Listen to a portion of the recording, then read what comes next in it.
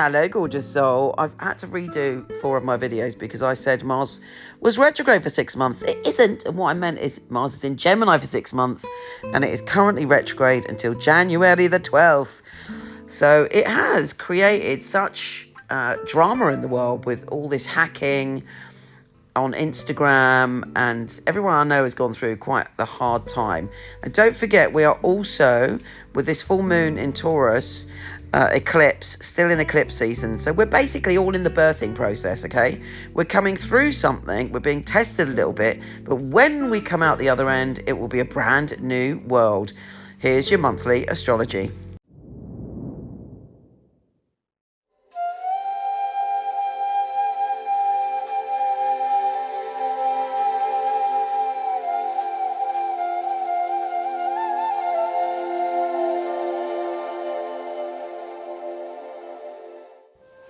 Hello, incredible Scorpio. How are you doing? This sure is a massive month for you. It's still Scorpio season. Yeah, baby. So it's all about you. A lot of the planets are singing, attuned to you, connecting with you, relating to you. So, you're thrust into the cosmic limelight. And also, we have a total lunar eclipse in your opposite sign of Taurus, which is quite full on because it's about your intimate relationships and how you relate to other people. Also, Mars, your ancient ruler, is going retrograde, more or less. I mean, from the 31st of October, so you might as well say, it all begins now, darling. And we've got, that's going to be retrograde until January the 12th. And Mars is all about our sense of power in the world. Do you internalize your anger, or do you express your anger easily? Are you able to go forward and choose a path, or do you get lost in indecisive moments? Now is the time, really important time, to look at how you feel about your power, what you want to do with your power, and where your power is going. And a lot of things are going to transform for you. A lot of things are going to kind of be shaken up. But you're ready. You know why you're ready?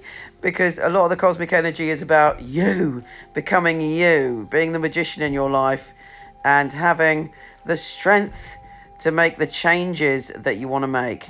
And you are like, okay, I'm going to do it. Even if normally you don't, you are going to do it. And Mars is, talking to you about your power in a very deep way. It's very primal. It's really important in this time. And actually till January the 12th, never mind just this month, that you're not too brutal or destructive or vengeful, because all your feelings are very raw, because you're going through, like I was saying in my intro, you're going through a birthing process of truly coming into another layer of power. And sometimes that can feel, we can feel very vulnerable when we feel like that. And as I say, this full moon is linked to Uranus. So there's lots of surprises coming to you about your relationships and revelations, one-to-one relationships and partnerships. But then we got some great stuff going on as well. The sun, which is all about your confidence, charges up your battery pack, is joining forces with Mercury. You've got superpowers at persuading people what you want around November the 8th. It is opposing the full moon. So that full moon is giving you the superpowers, but also you've got to make sure that you're not kind of reacting in too much of an emotional way. But people are really paying attention to you on the 8th of November. Trust me. And it's about you swimming through these, I won't say shark-infested waters, but like there's treasure there. You can see the treasure, right? You've got to get to the treasure, but there are a few hurdles for you to get over. But Uranus is going to be your friend. There's going to be some surprises that could end up being a revelation to you that at the time you might not want to hear it, but ultimately it frees you.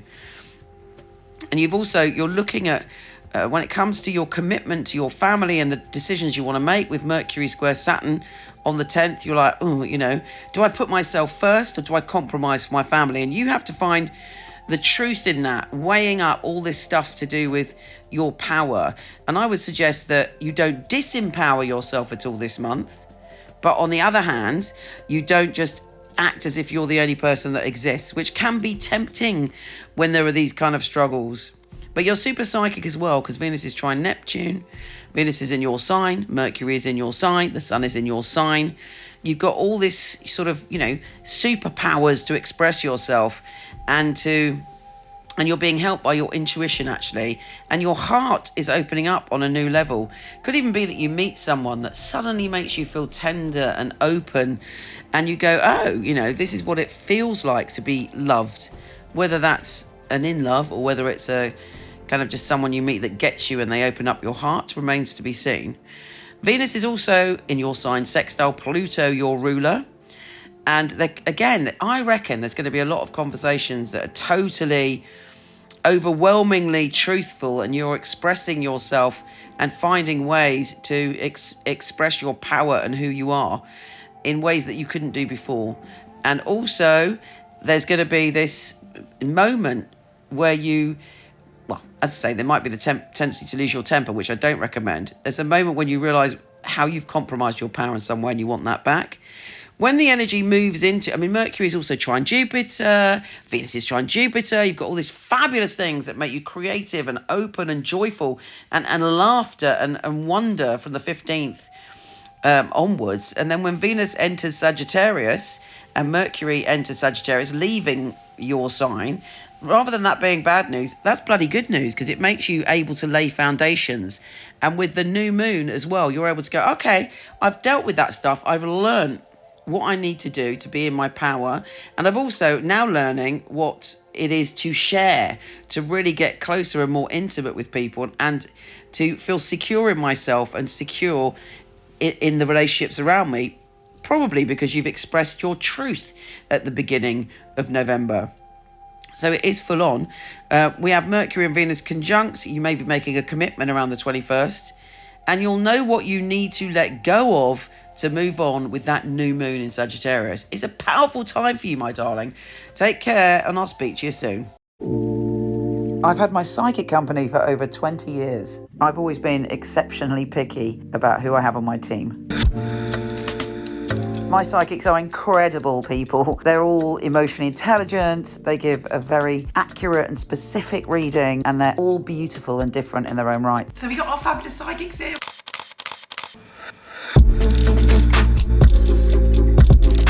My psychics go through 5 rigorous tests, including one with me, and then we get to meet. I love meeting the readers. And we make a film showcasing their unique skills. Sharon P. Hello. We're doing filming. So are you excited? Just relax, be yourself. Open up your heart. So if you feel that you're accurate, you're emotionally intelligent, and your heart really wants to empower your clients, then we'd love you to apply and come for a test with us.